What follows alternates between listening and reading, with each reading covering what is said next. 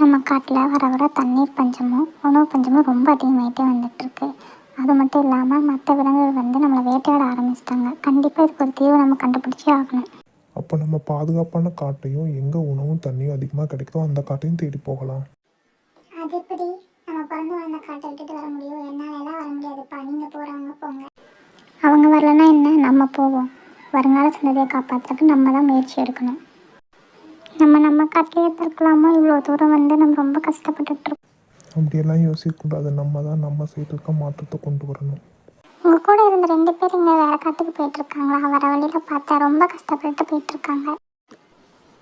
நல்ல வேலை நம்ம அவங்க பேச கேட்டு அவங்க கூட போகல. போயிருந்தால் நம்மளும் அதே கஷ்டமாக போயிட்டுருக்கணும். சில வருடங்களுக்கு பிறகு எப்படியும் நம்ம அந்த காட்டை விட்டு வந்துட்டோம். அதனால இப்போ சந்தோஷமாக இருக்கும். நம்ம நண்பர்கள்லாம் என்ன பண்ணிட்டு இருக்காங்கன்னு தெரியல. வேகமாக ஓடுங்க, மிருகங்கள் துரத்த ஆரம்பிக்குது. வேகமாக ஓடுங்க.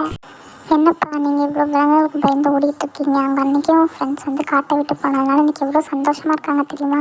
ஆமாம் கொக்காரே, அன்றைக்கே போயிருந்தால் இன்றைக்கி எங்கள் சந்ததியை நாங்கள் காப்பாற்றிருக்க முடியும். இப்போ எங்களால் போகவும் முடியாது, எல்லாத்தையும் இழந்து நின்றுட்டுருக்கோம். ஃப்ரெண்ட்ஸ், இந்த கதையிலேருந்து நம்ம என்ன தெரிஞ்சுக்கிறோம்னா, நமக்கான விஷயங்கள் என்னதோ அதை நமக்கு உடல் வலிமையும் பலமும் இருக்கும்போது சீக்கிரம் செஞ்சு முடிச்சிடணும்.